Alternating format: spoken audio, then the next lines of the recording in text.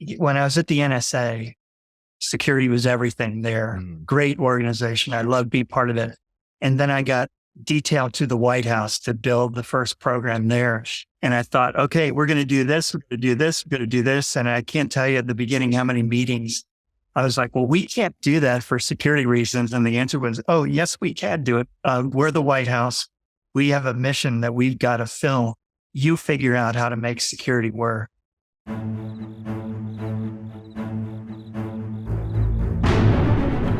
Welcome to the Risk Never Sleeps podcast, in which we discuss the people that are protecting patient care. I'm Ed Gaudet, the host of our program, and today I am pleased to be joined by Paul Connelly, former CISO of HCA, and held a number of jobs in the government with the White House and NSA. We're going to talk some more about that as well. Paul, welcome to the program. Thank you. Good to be here, Ed. Yeah, good to have you. So let's start off. How did you get into healthcare? It was kind of fortunate. As you mentioned, I worked in the beginning of my career in the federal government, and then I went into consulting, and my team won a big project at this company in Nashville called HCA. And what I discovered was that I love being in cybersecurity, information security to begin with, but the addition of doing it for a healthcare provider to me is just such a noble cause that I instantly fell in love with this company and being part of it. And at the end of our big project, we made a bunch of recommendations. And one of them was, you really need to have a chief information security officer.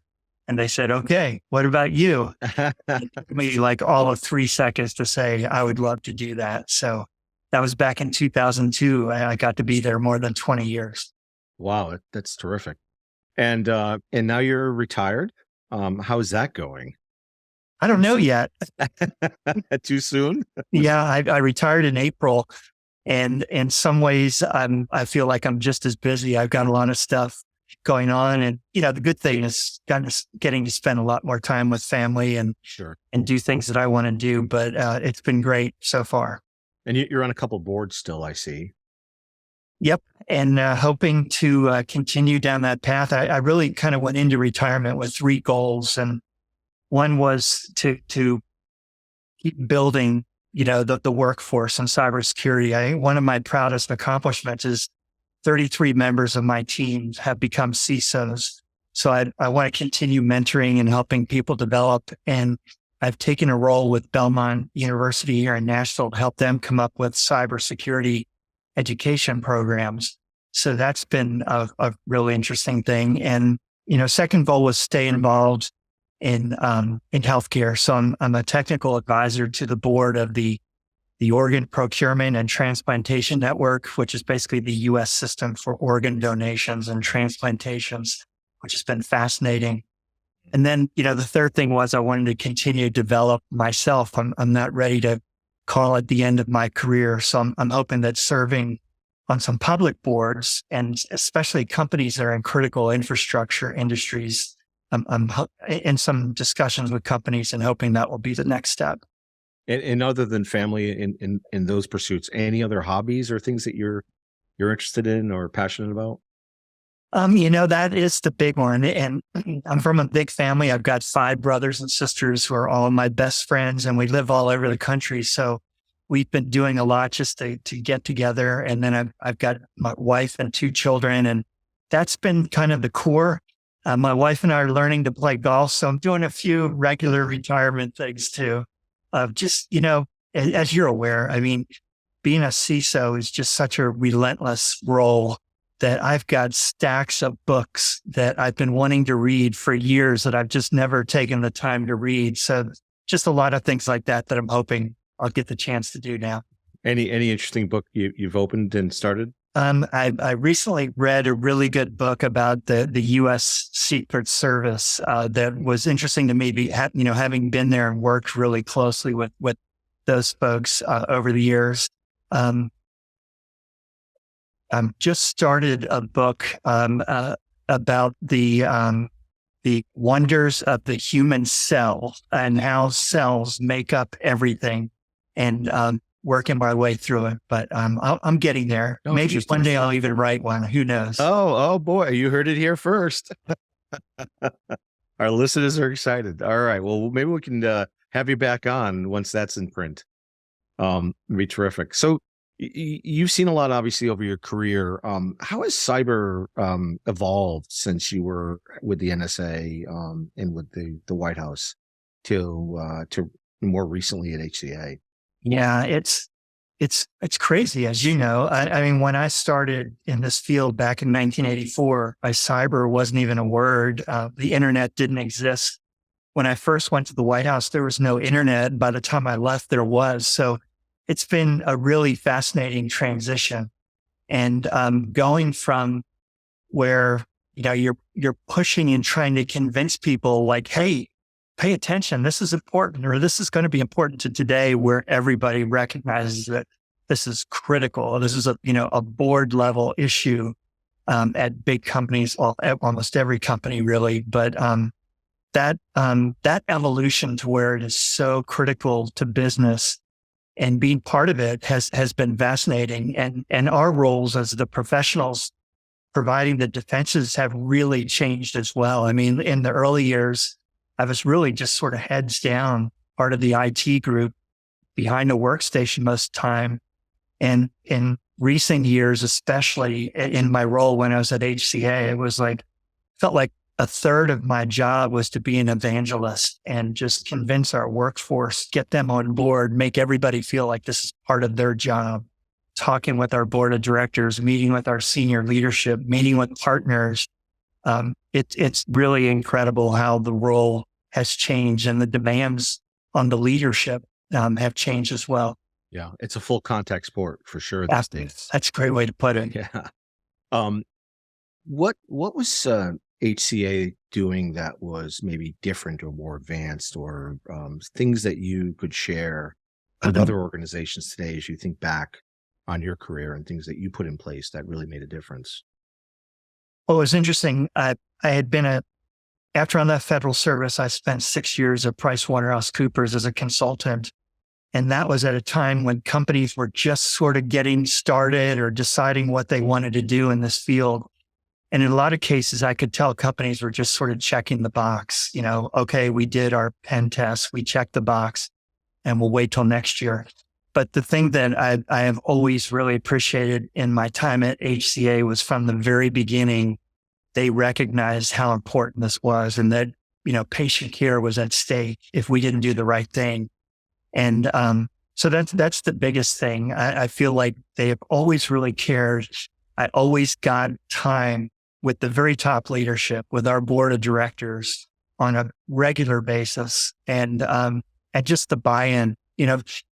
As you know, there's just a different kind of mindset, I think, in healthcare. I mean, everybody's about taking care of people. And once they realize that this is part of how you have to take care of people, you've got to protect our systems, our data. It really became rewarding to be part of it. We did. Yeah, sorry. Just a couple of quick things we did that were a little bit different also. About 10 years ago, I made the case that I should not be in IT.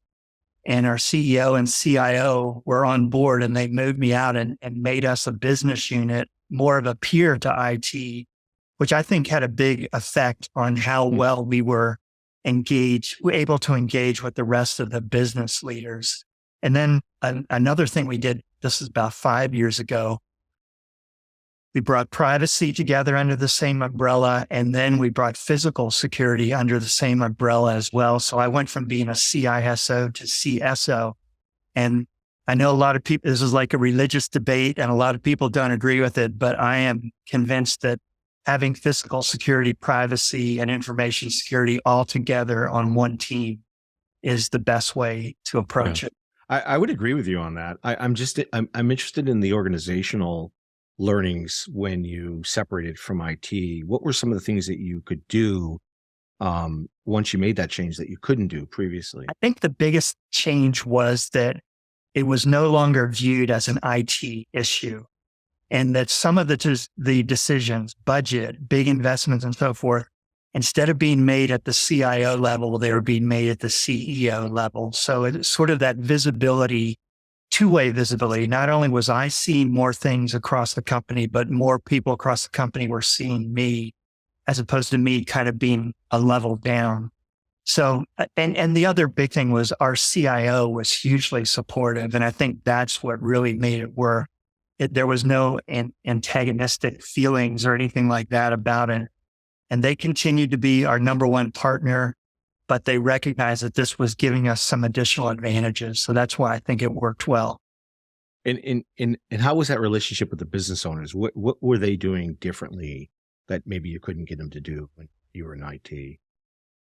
I think just being a step down and part of the IT, they kind of felt like they should be working through the CIO. And when I was brought out of the organization, it was kind of like, okay, I'm another person who's at the table that you need to work with. Yeah. So it just felt, it's not that there was a barrier, but it just made a more direct connection. It's more of a peer relationship. Yeah.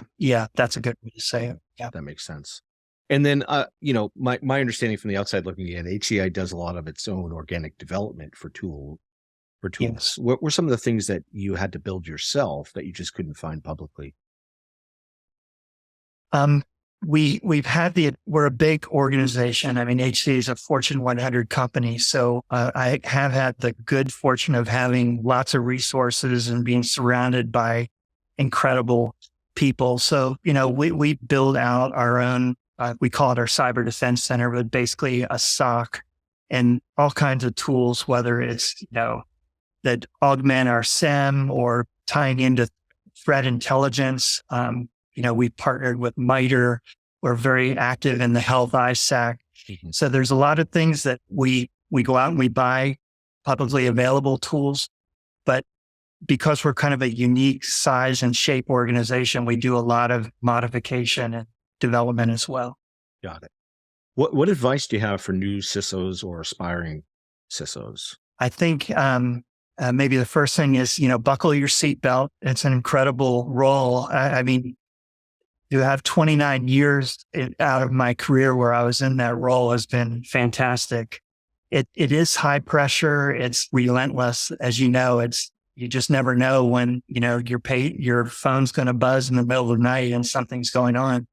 But I think the biggest advice I would give is make sure you're focusing on the softer side of the skills. I mean, most CISOs have tremendous technical expertise. I don't put myself in that category, by the way, but most do.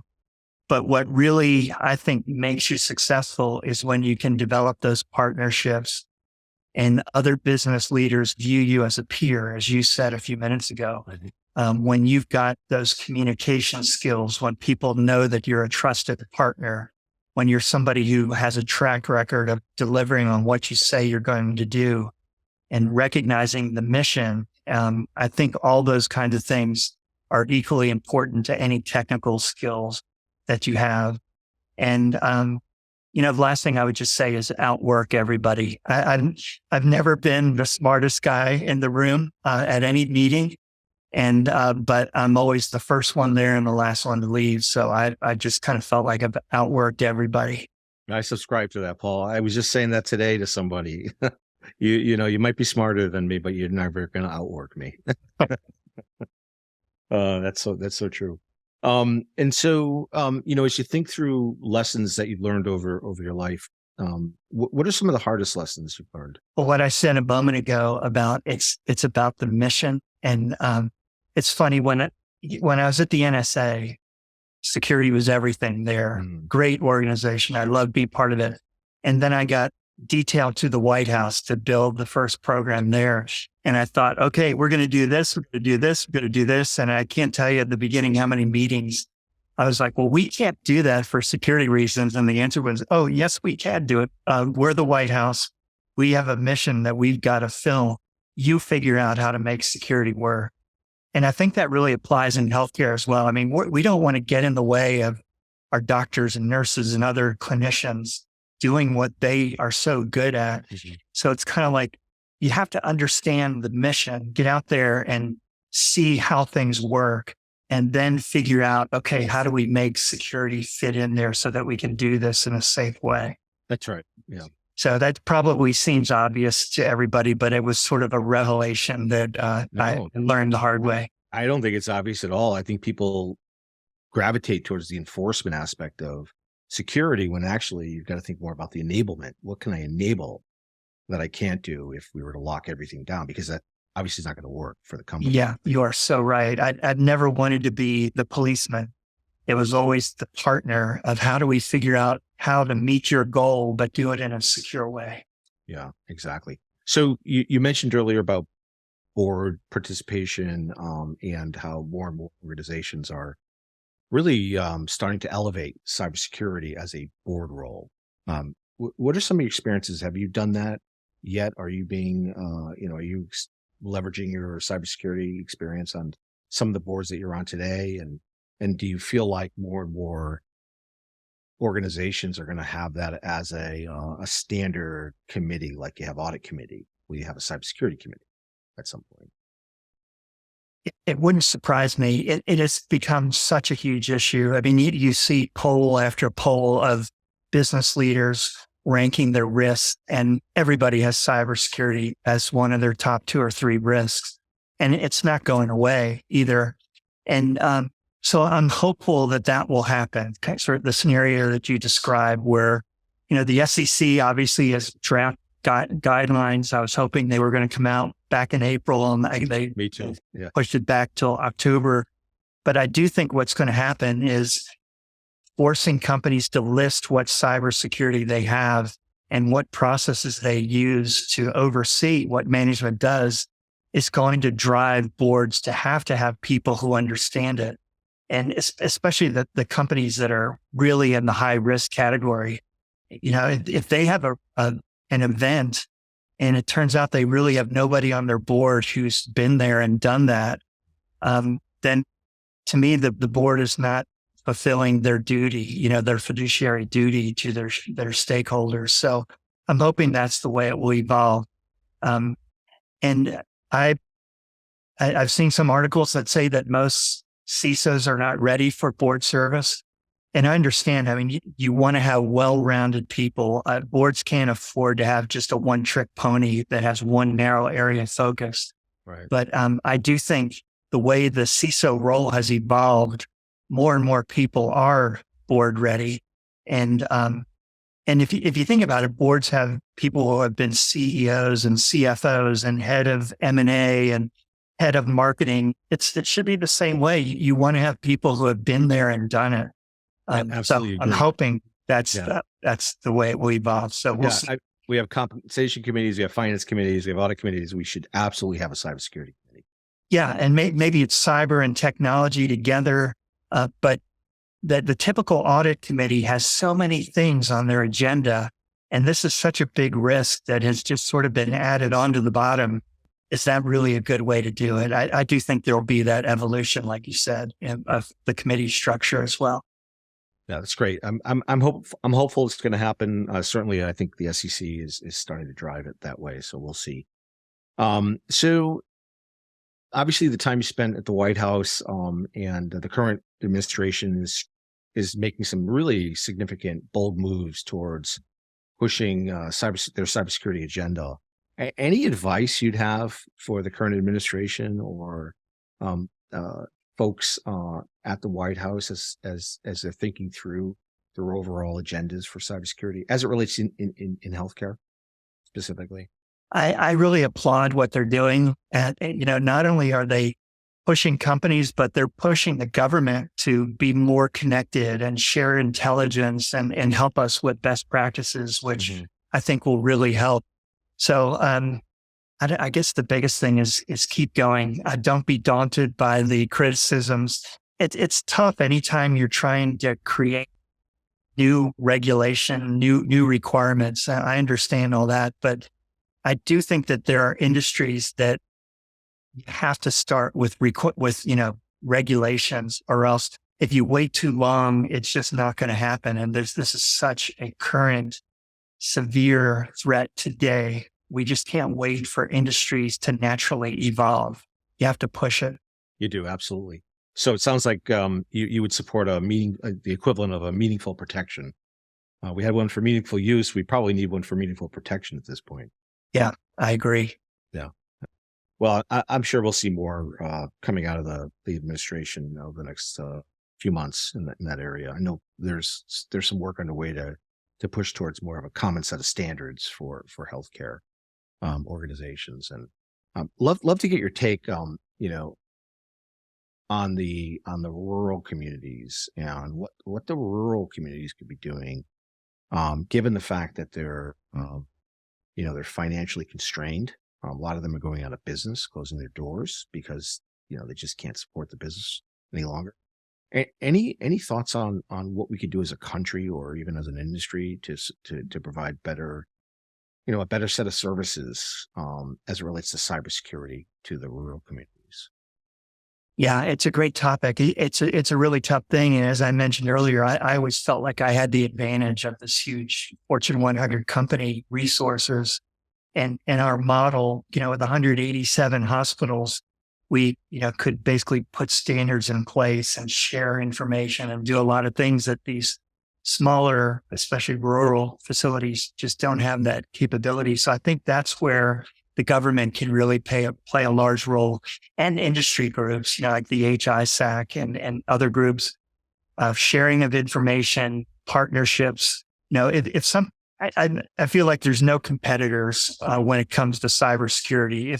If we find out something malicious is attacking us, we want to call to Vanderbilt right across the street and let them know. We want to let CHS, we want to let everybody know. We're reaching out to the HISAC. So the more the industry does that, I think the more, especially the smaller systems, can benefit from it. Yeah, that's great.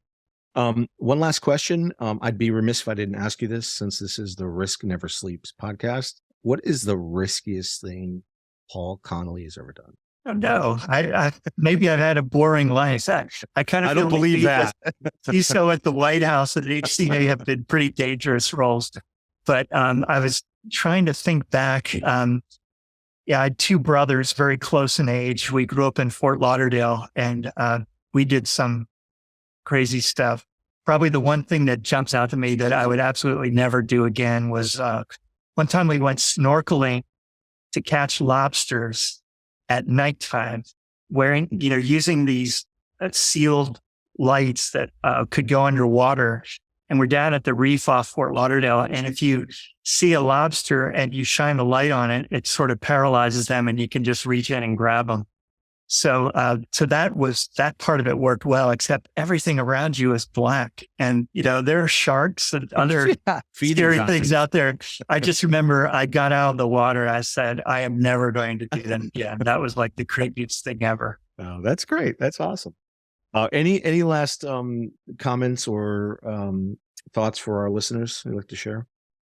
Just, thanks for doing this. Healthcare especially, we have to act as one community and share what we can with each other and help make everybody better. I feel like if we can just raise the bar for everybody and try to get healthcare out of the center of the target list for these threat actors, everybody is going to benefit. And whether that's driven by the federal government or people like you who are just actively taking the role, I just really appreciate all the help.